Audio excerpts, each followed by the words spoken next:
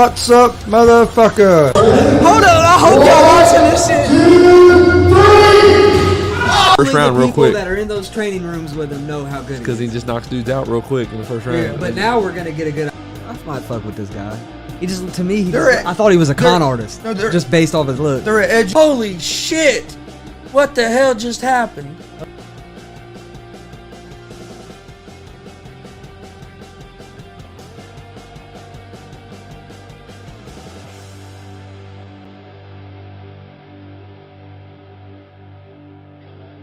What's up, motherfuckers? Welcome to G.S.R. Gonzo'S Sports Wednesday, February 23rd, 2022.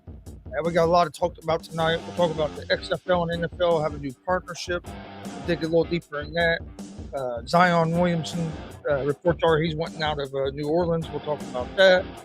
We'll talk about some of the surprises in the NBA. We'll talk about the newest reports on Aaron Rodgers. Is he going to retire or stay in Green Bay or go to another team.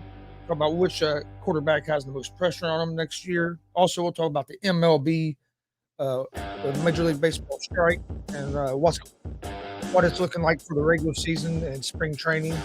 Will we have MLB baseball this year? That's something we're gonna have to look.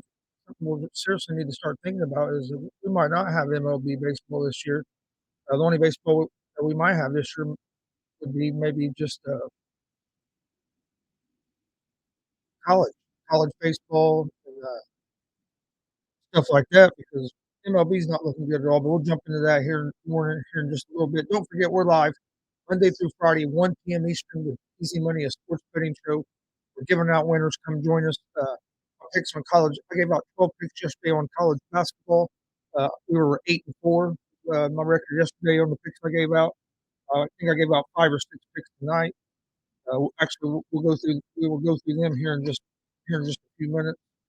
That way, if there's any games that haven't played yet that you guys are thinking about betting on, you'll have those picks. Also, don't forget, we're live Monday, Wednesday, Friday, 7 p.m. Eastern with our sports talk show, G.S.R. Gonzo'S Sports Room. This show's live on YouTube, Facebook, and Twitch. You can find both those shows, G.S.R. Gonzo'S Sports Room and Easy Money, a sports betting show, in podcast form on Apple Podcasts, Anchor Podcasts, Spotify, Google Podcasts. Most places you listen to podcasts, you can find us. Also, don't forget, we have a new weekly pro wrestling podcast out, GWR, Gonzo'S Wrestling Room.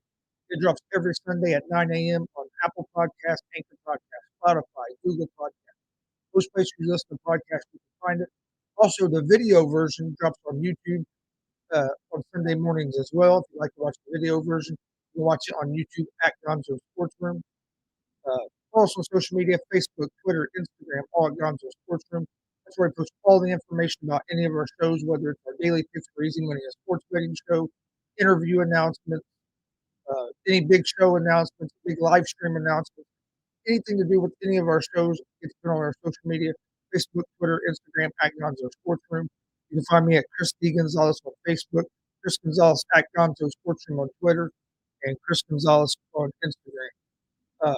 Check out our YouTube page at Gonzo'S Sports Room. We have a lot of different content on there. Whether you're a UFC fan, a football fan, a basketball fan, pro wrestling fan, have a lot of different things on there.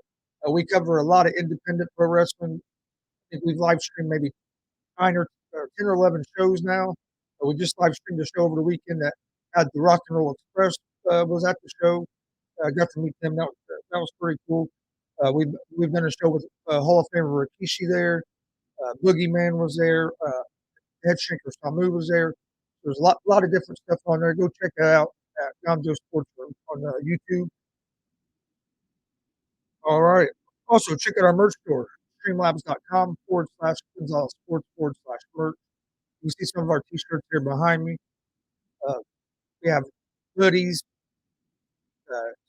t-shirts, long sleeve tees, hats, a lot of different things on our merch store. Go check it out today. Get you some G.S.R, GWR, and Easy Money gear. We greatly appreciate that. All right, let's go ahead and start tonight. We'll start tonight by talking about. Go ahead and jump.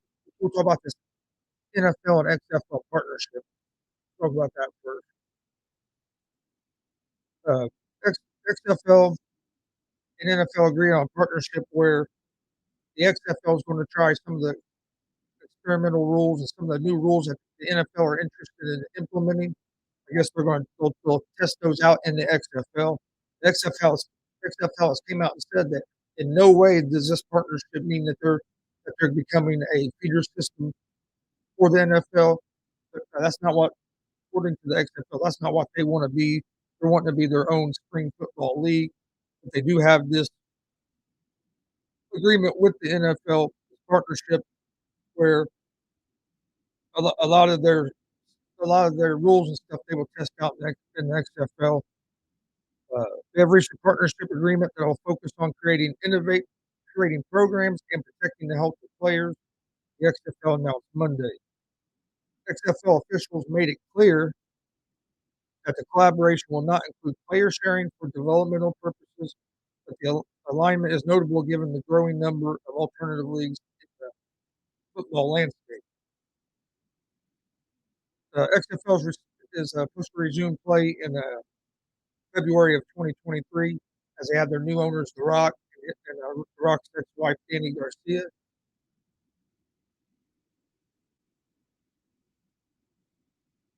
The NFL and XFL agreement will give the NFL a place to experiment with proposed rules, test new equipment, and develop prospective officials and coaches, XFL President Russ Brandon told ESPN. Brandon was a Buffalo Bills executive for a long time, so he's been around the NFL for a long time. He said that the NFL officials have discussed the need for an outlet like this after the NFL Europe closed in 2007. Garcia told ESPN that the partnership with the NFL is intended to put the XFL in position, or isn't intended to put the league in position as being a developmental league. They're saying the XFL is the XFL and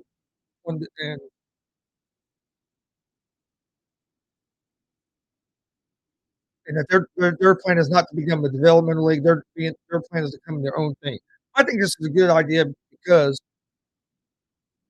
for a good partnership because if you look back at the original XFL when Vince McMahon first started the XFL, like in like 2000, 2002, something like that, uh, it would have succeeded if it wouldn't have been for some of the different problems they had. The best game they had, TV truck messed up, and they didn't get to show it live. And they rushed it. But one thing that came out of that is that's where the NFL got their sky cam from. A lot of the different camera angles that you see today in NFL games came from the original XFL. A lot of that stuff came from the original XFL because NBC was the main partner with XFL back then. So a lot of that stuff they used for the XFL went into the Sunday night games, and now at every NFL game you see the sky cam and all the different angles. So they've took stuff from the XFL before.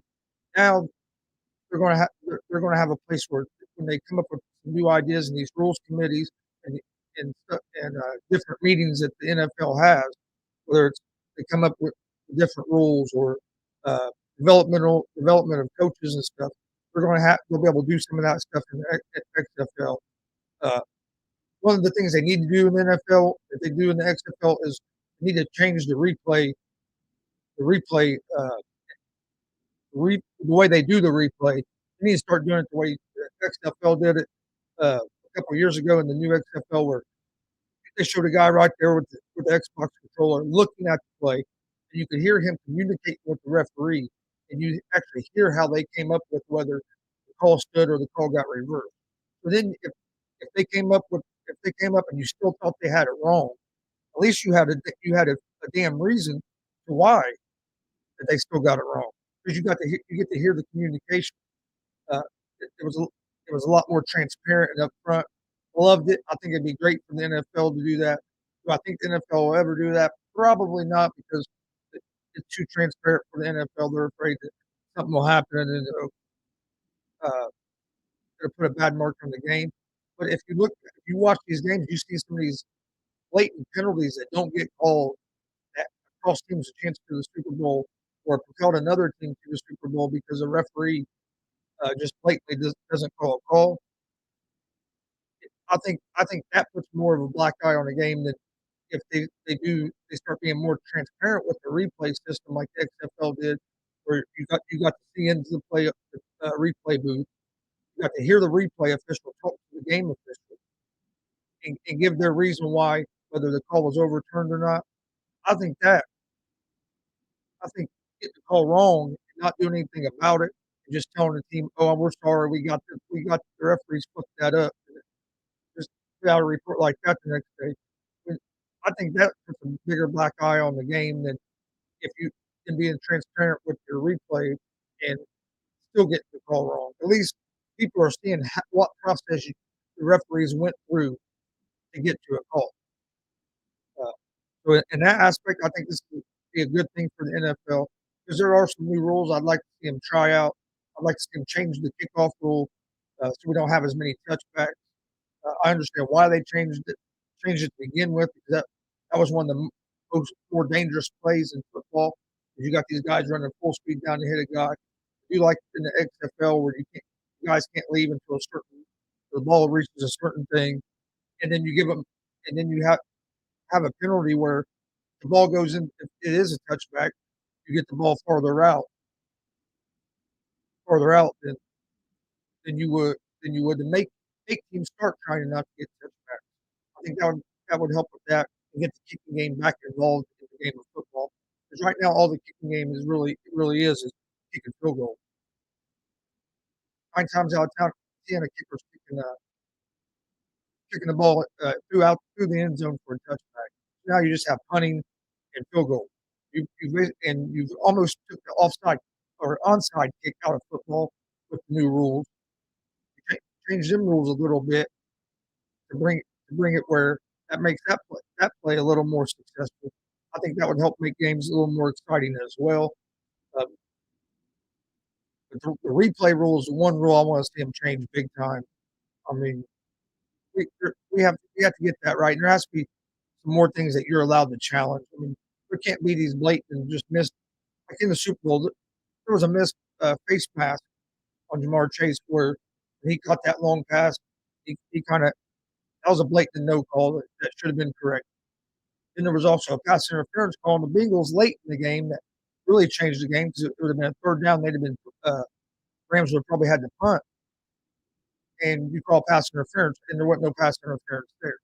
So there's things that they can change on the process of what you're allowed to challenge, how you can go about challenging it, and the way that they go at getting the information and processing the information, and let the people see how you get to that. So that's one thing I think will be great about the NFL and XFL partnership is maybe some good rules will come out of it, and maybe the NFL having something to do with the XFL. Maybe that's going to help the XFL grow, because the XFL was growing. There wasn't no doubt about it. They were doing good, but they started that second time. They were on ESPN and Fox. Uh, they were growing until the pandemic hit and shut them down. I 100% believe if the pandemic wouldn't have hit, that there would still be XFL football. We'd be getting ready to start another XFL, the third season of XFL football would be going on right now. If it wouldn't been for the COVID-19, because they were selling tickets. Yes, some of the teams were selling. Some markets were selling bigger than others, but like St. Louis, Seattle was selling.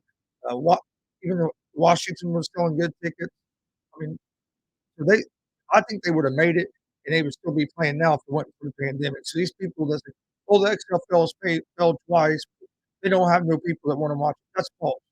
tell the first time because they went too fast. Second time, they took their time and learned from their mistakes and was doing it the right way. And I 100% believe they would still be around today. They wouldn't be getting ready to start back up because they would have never filed bankruptcy. They'd be going, I think, strong today if it wouldn't have been for the pandemic.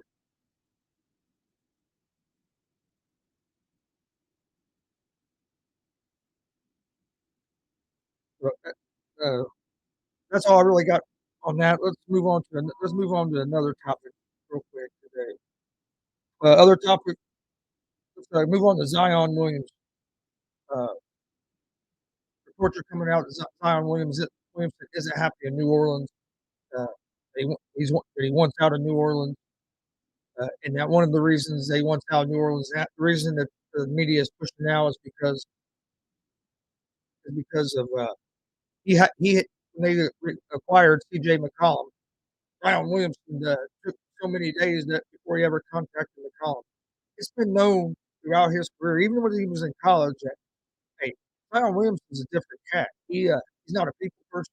He stays to himself. He don't like to be in the spotlight and have all the attention where uh, on him. He's more he likes playing the game, being over by himself. He's not really a team. I'm not gonna say he's not a team guy, but he don't outside of the game of basketball. He's not going to be hanging out with a lot of his teammates. He's just not a people person.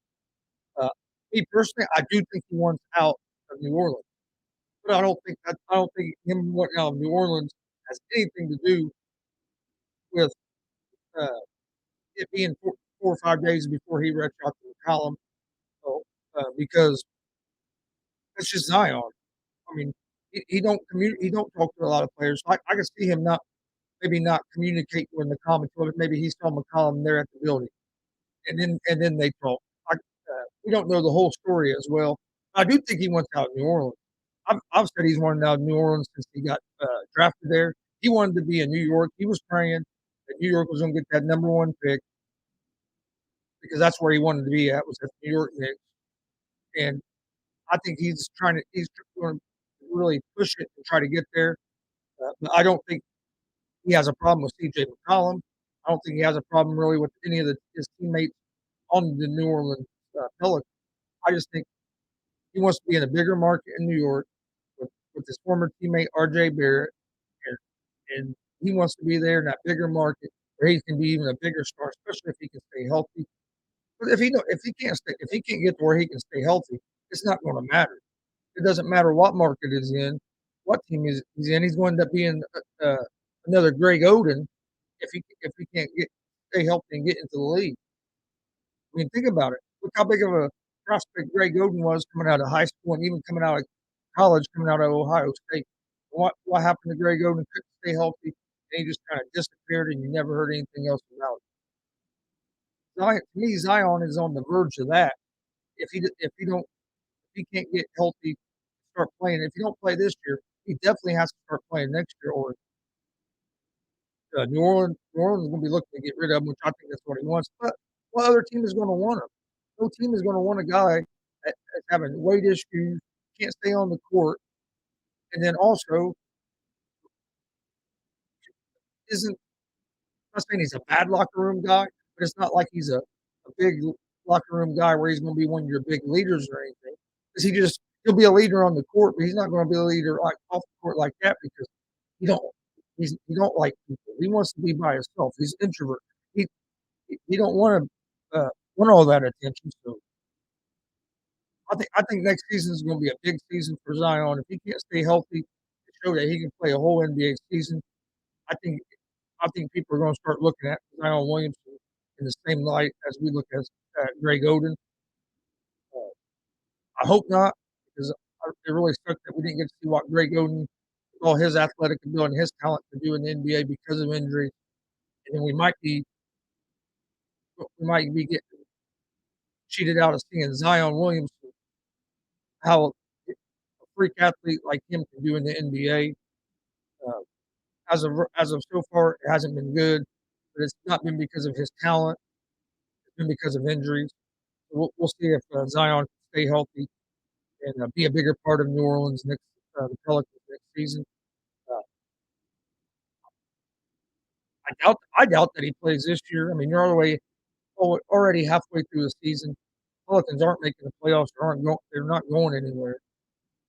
So I don't know what's the point of really playing him this season uh, and risking him to get injured. Might as well just keep him out the rest of the season and prepare for next season, and hope that he can all the stuff that he does over the rest of this time and the rest of in the off season, that he can get his body ready for next year's regular season and be able to make it a whole season without missing a lot of games. But that's something we're just going to have to wait and see. Aaron Rodgers, and a lot of talk about Aaron Rodgers. Is he going to retire? Is he coming back to Green Bay? Is he going to a different team? And he put out Instagram post Monday night, and kind of a cryptic post, thanking everybody, thanking of all the players, all his teammates he played with, people of Green Bay and stuff. To me, it sounded like a goodbye. Uh, and then he got on Pat McAfee yesterday, and the first thing he said was, "Hey, if there's not going to be no answer today, there's no announcement today about my decision." Uh, I don't know. I mean, I don't think he's going to retire. I kind of lean toward, but I also don't think he's going to be in Green Bay. I think he's going to end up in Denver. Uh, I'm not going to lie. I wish he'd end up with Indianapolis Colts. I don't see. I just don't see the Colts doing something like that. But hey, you never know. If they find out that hey, there's a chance that we can get Aaron Rodgers, they better fucking go get him after they passed up on Tom Brady. Even though I'm not a Tom Brady fan, but the Colts had a chance to get Tom Brady a couple of years ago instead of him going to Tampa Bay. They passed on him for Carson Wentz. That don't sit well. So if it comes out that they have a chance on Rodgers and they passed on him, that wouldn't sit well either. Uh, don't get me wrong, Carson Wentz didn't play bad last year. He had a good season, played bad the last couple games, but it wasn't on him either. Our whole team played like shit the last couple games. Offensive line didn't, which is supposed to be our strong part of our team, didn't play very good the last couple games. And so I mean, it wasn't all fault. I understand that. I'm a diehard Colts fan. I'd be fine if they keep Wentz this year because I don't think they're going to have a better option. I don't think they're going to have a chance to get Rodgers. I think Rodgers is going to Denver, his former offensive coordinator, and if he don't get there this year, he's going to try to get there next year. Devontae Adams. Because this year he don't have a whole lot of control because they're going to franchise tag him. For next year, he'd have a better chance of getting out. I think Devontae Adams is going to eventually, if not this year, will be next year wherever Rodgers goes. And I think it's going to be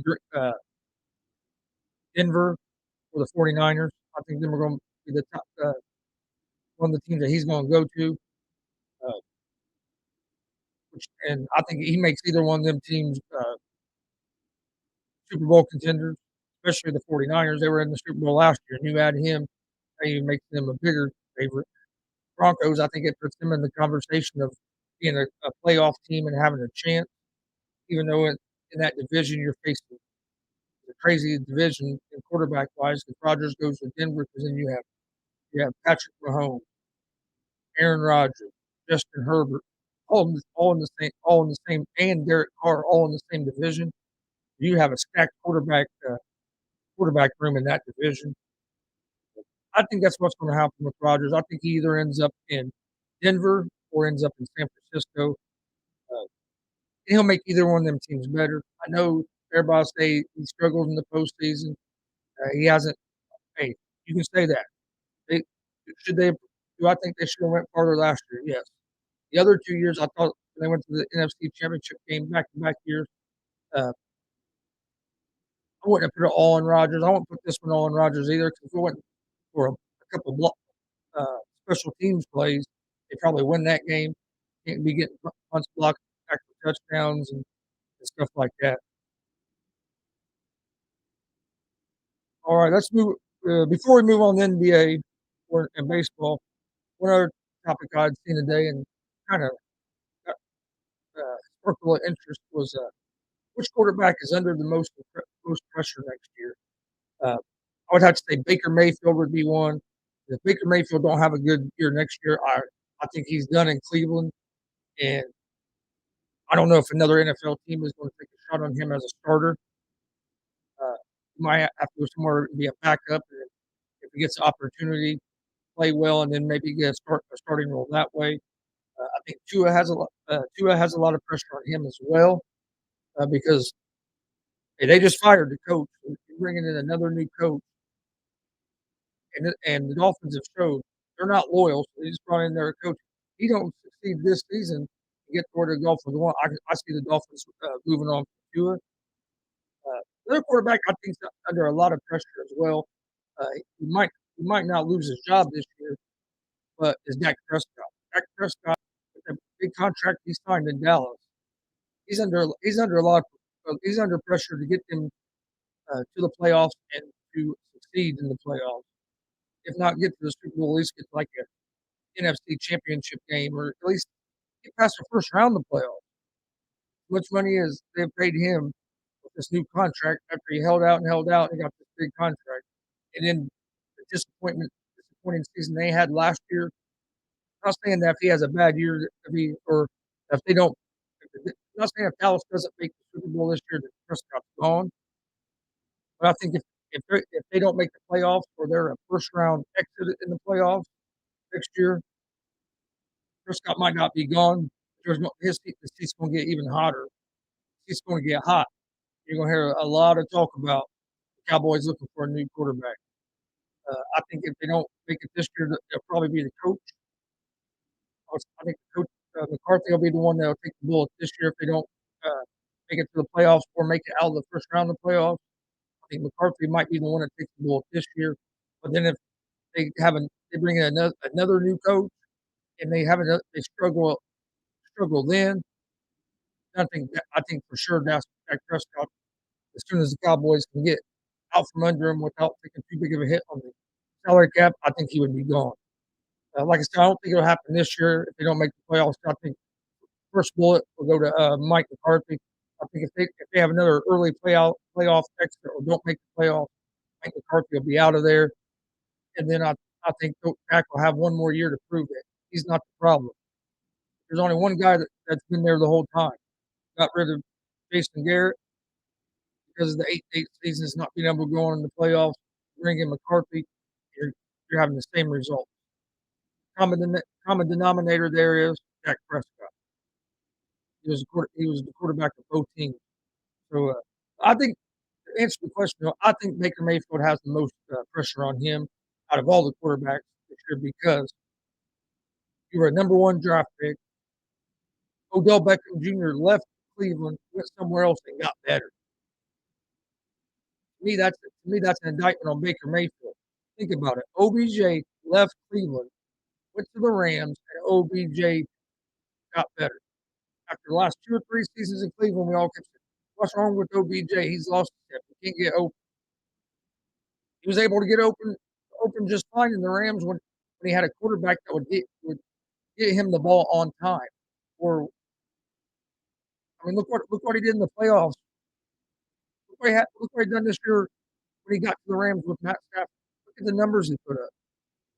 He put up better numbers as a Ram this year, and not even being there the full season than what he's put up in a lot of the seasons in Cleveland, being there the whole season.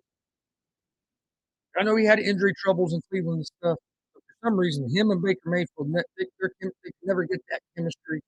I don't know if it was egos or what it was, but it's looking like it was on Baker and not on OBJ. His only difference was he went to a new system with a different quarterback. He looked like a totally different player.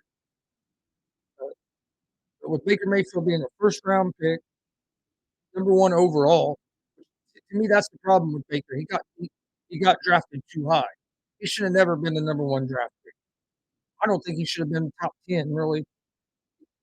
Uh, I think he should have been toward the later part of the first round, toward the end of the first round, or the beginning of the second round. If you go, especially if you just look at talent wise, but everybody bought into, oh, he's a walk on, he's a Heisman Trophy winner. He says he's going to do something, he can do it. Well, that's great. When you get to the NFL and you're against the top athletes, the best of the best, you have, your heart and your want to isn't going to get you there. You have to have that. You have to have that top level, top skill level. He hasn't proven that he has that top skill level. He was in college was known for his accuracy. Hasn't been real accurate in the NFL. I think Baker Mayfield has a lot of pressure on him. But I think there's a lot more pressure on Dak Prescott than what people think to get the Cowboys at least to the playoffs and out of the first round. Or I think you're going to hear a lot more noise about Dak Prescott with the Dallas Cowboys. Major League Baseball. Major League Baseball is making themselves uh, really making themselves look like a joke. First, you have Barry Bonds and Roger Clemens. These guys don't get in the Hall of Fame their last year of eligibility. Now, baseball's on the strike from lockout. Uh, Spring training was supposed to start. It's been pushed back. Uh, Major League Baseball has done said if there's not agreement's not done by the 28th, uh, regular some of the regular season games will start to be canceled, and we won't have a full season. I can see us not having baseball this season. The owners and the players are so far apart. Uh, Players are we're trying to get a raise for minimum salary, and Major League Baseball came back and offered like a $10,000 raise on the minimum salary. That's basically been the only thing that they've even offered. Talks have not went well at all. The other day they met for 15 minutes. They didn't meet very long today. I'm told I've seen there's another meeting scheduled for this week, but they got to figure something out. If they go a whole season with no baseball, Major League Baseball might be done. After you already had a shortened season because of COVID, no fans, and last year a lot of the places had limited fans. You lost all that revenue, and you're telling me that baseball can go another full season, no revenue at all? I think they'd be in trouble. Plus they're going to alienate the fans. Look what happened when baseball went on strike back in '94. It took forever for them to get the fans back, for baseball to get relevant again. It actually took Barry Bonds and these guys hitting all these home runs. The reason that they're not in the Hall of Fame is the reason baseball got big again. I don't think baseball can survive another lost season. Uh, I'd say something where they're going to start putting up like replacement rosters and stuff. I guess trying to use like scab players. It's just to me, it's a bad look for the league, and the owners and the league need to find a way, need to work with these players and find a way to get this done. So there's a regular season, and so we don't lose a bunch of the regular season. We need to get this done. They need to get this done by the 28th, which is about 5 days away. So that way we don't lose none of the regular season. I hope we don't lose none of the regular season. I hope we have baseball. Baseball is one of my favorite sports to watch. Uh, Probably football than baseball, just because football's a little more TV friendly than baseball. Uh, going to a live event, baseball is great to go watch live, and I'd like to go watch the Cincinnati Reds play this season. So hopefully, baseball gets something figured out. If they lose this whole season, I think it's bad news for baseball. I think, and it's going to be hard for Major League Baseball to recover if they lose the whole season or most of the season this year, because two sides between billionaires and millionaires can't come to an agreement to play a game. We'll see what happens there. In the NBA's at All-Star break. I think it starts back up Friday. Some of the surprise teams that we've had in the NBA so far. One of the big surprises in NBA this season has been the Cleveland Cavaliers.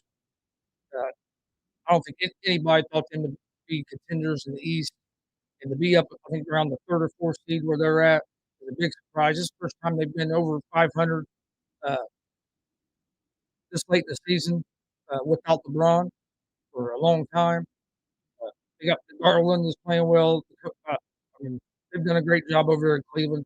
Another surprise to me was the Indiana Pacers. And yes, I'm a big Pacer fan. I really thought the Pacers, not saying that they were going to win the East this year, but I really thought they would be around that fourth or fifth seed, going to the playoffs with a chance to get out of the first round and see what happens. Once you get to the dance, you never know.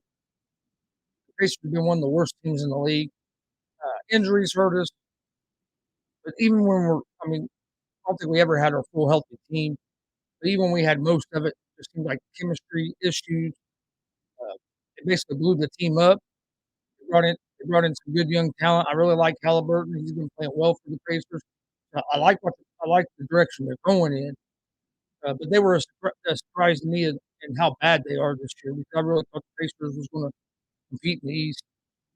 Chicago Bulls. I think people thought the Bulls would be better with some of the moves they made in the offseason, but I don't think anybody thought the Bulls would be uh, top of, right there at the top of the East, especially if, especially if you throw in all the injuries they've had this season, the way they've been able to play through them injuries and stay there at the top of the East has been remarkable. I think the Bulls are going to be a team that's going to be a team that is going to be scary in the playoffs. People's not the Bulls and the Cavs are both going to be teams in the playoffs that your top teams like Philadelphia and the Bucks aren't going to want to see. Hey, the Bulls are deep. Bulls get healthy going to the playoffs. They have a deep team. Another team that's deep, and they really don't have no big superstar, but they have a collection of solid players. Is the Miami Heat. And the East is a lot more bunched up than normal. Where I think the East might be actually a little stronger than the West now. In the West, the team that's been a big surprise is the Memphis Grizzlies. If anybody would have told you that the Grizzlies was going to be in the position they are now this year, most people would have laughed at you if you just said that. John Morant's playing at it right there I'm going to say at an MVP level. Uh, he's put this team on his shoulder. He has the other players believing. Uh, they're going to be a team that you don't want to see in the playoffs. The Minnesota Timberwolves are also a team that I think have been a surprise, especially here as of late. They've been hot. Uh, Big Cat's been playing well. So I think Memphis and Minnesota are teams you want to look out for in the West. Uh, I didn't have high hopes for the Lakers, but I think the Lakers are a disappointment just because as many people that thought they were going to be in it. Oh, Lakers are going to win their NBA championship this year. They got Westbrook. I never thought Westbrook was going to work in LA. For them not, so I am surprised a little bit. I didn't think Westbrook would work in LA, but I thought they would make the playoffs and maybe get out of the first round. I never thought they was going to be on the verge of not even making the play in and not even being in the playoffs. And they don't have an easy schedule the rest of the season as well. So, I mean, you could see the Lakers fall out of the playoffs, which would be remarkable, especially since they went and got Westbrook. And part of the reason they went and got Westbrook was because LeBron wanted Westbrook. All right, I want to thank everybody that's tuned in tonight.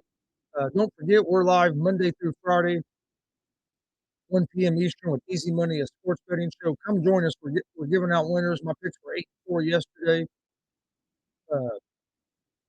on college basketball. Right now, that's about that's the big sport that's on right now. The NBA being an all-star break. Picks I gave out today for college basketball. I'll go ahead and go through those real quick. I took Wisconsin -5.5 over Minnesota. I had Rutgers +5 against Michigan.